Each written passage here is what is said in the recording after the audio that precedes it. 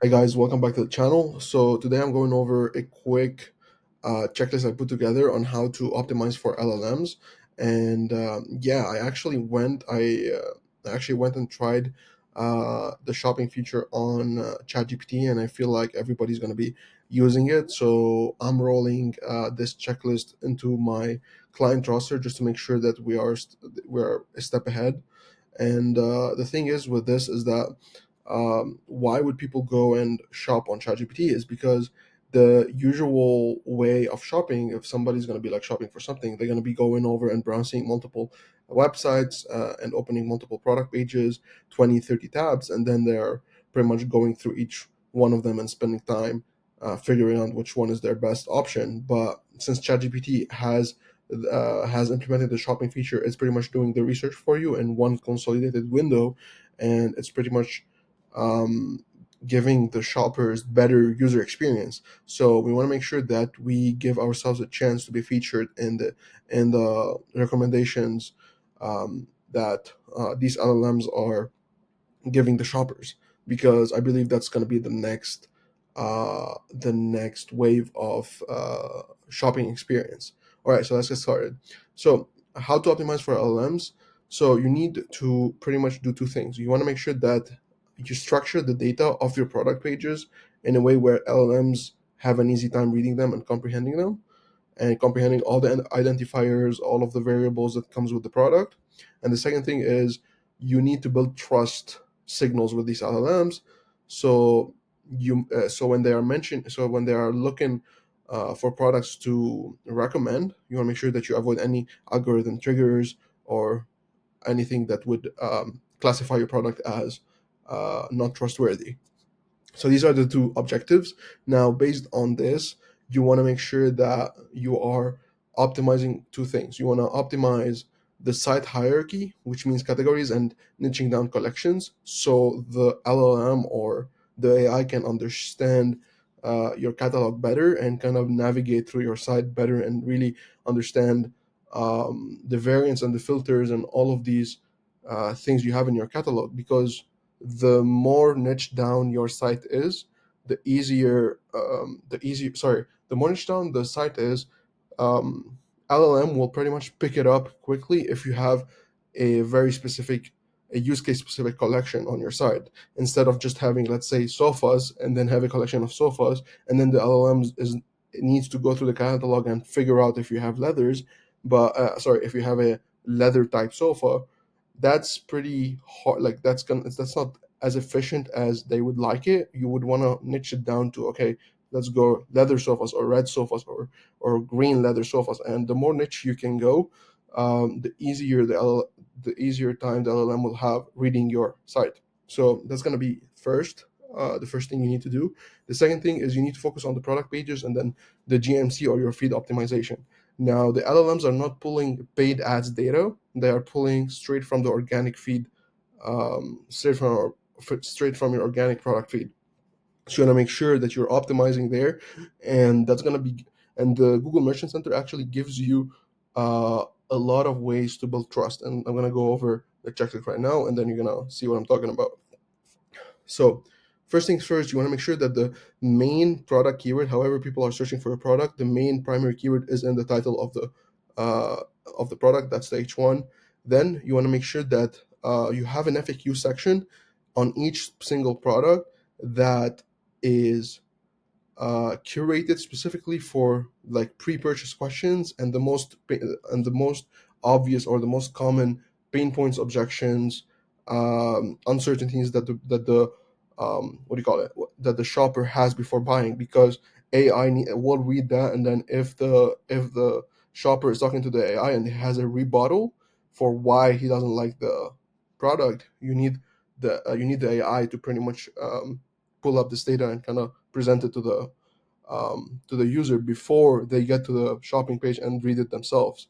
So that's going to be very important. Now, I would recommend adding an FAQ schema on the product page just to kind of give it a more structure or more of a base for the LLMs to read it, because I love structured data. And of course, the second schema you need to use is the product schema on product pages. Now, in most Shopify stores, this is going to be automatically created, but you want to make sure that you are displaying the SKU code, the stock availability, the ratings, the product ratings, and what else? The review count and the shipping information. So this is going to be straight from the schema as well. Again, that's going to be an easier way for the LLMs to get this data out of your product pages. Now, the third thing is actually, I went over the third. The fourth thing is you want to make sure that your reviews are crawlable. Sorry, yeah.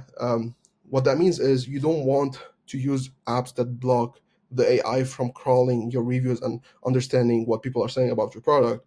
You need to make sure that whatever app you're using is enabling the crawl, is enabling LLMs to read the data within that. Or if you're not using any apps, you want to make sure that the reviews are embedded in the HTML, so LLMs can read that and then process it. Now, number five, and of course, we want to make sure that we're giving the LLMs enough context on the product page. So if let's say you're selling a gaming chair, I was buying a gaming chair, and most of the actual specs I was looking for in that gaming chair were in the spec sheets in another PDF. And that's not best practice when it comes to LLMs. You want to make sure that any images that are displaying specs or any of that stuff, try to translate them into text and then embed them somewhere in the product description, or into like a more detailed section underneath the product page or above the FAQ section. And that's going to be very important because a lot of people will search for variant specific products, and based on what the shopper is looking for, the query is going to change. So you want to make sure all of the text is readable by the AI for it to be considered in the recommendation to the shopper. Now, that's going to be SEO best practices here. Follow a clean heading structure. Use one H1 per page, H2 for paragraph headings, and then H3 for citations. If you have like a list, a bullet point or whatever, you want to make sure that this is structured properly so the AI has an easier way to comprehend that. Okay, so now I'm going to go into the Google Merchant Center best practices, and this is going to help you build a lot of the one, it's going to help you build a lot of trust, so the LLMs will have no issues recommending you to their shoppers. And two, this is going to also give it a lot of structured data for the LLM to go after, and that's going to include your business information, your reviews, your product identifiers, and the quality of your store. So let's go over it real quick. So you want to make sure that your store has the top quality store badge on GMC. That's going to build a lot of trust. Make sure all product identifiers are available. So if you're importing from Shopify to Google Merchant Center, that's going to be also set up. Just make sure this is accurate. Make sure reviews are enabled and not under review. So I'm gonna have another little like guide on this, on how to check this, but pretty much make sure that the reviews are enabled on your store. Ensure that cost and delivery times are set up, because that's gonna be very important for them to give the shopper that information. And link to Shopify PayPal for trust building. So if you have business entities outside of Merchant Center, you want to make sure that you're linking that, because that's gonna help you with the trust factor. And then of course fill up business information, and that's gonna be in tandem with the organization entity schema on your site as well. So you want to make sure these two fields are consistent across each other. So the address needs to be the same, the logos needs to be the same, and yeah, that's pretty much it.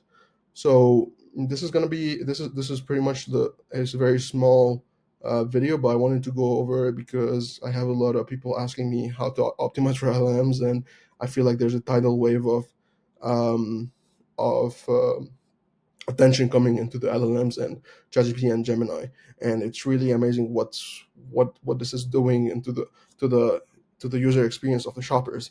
It's getting really out of hand. So yeah, I hope you enjoyed this. I hope you guys enjoyed this. I'm gonna work on this document, and I'm gonna link it in the YouTube description. And yeah, this is gonna be updated a little bit more with more information, and that's pretty much what we're gonna be using internally for our clients. So yeah, peace.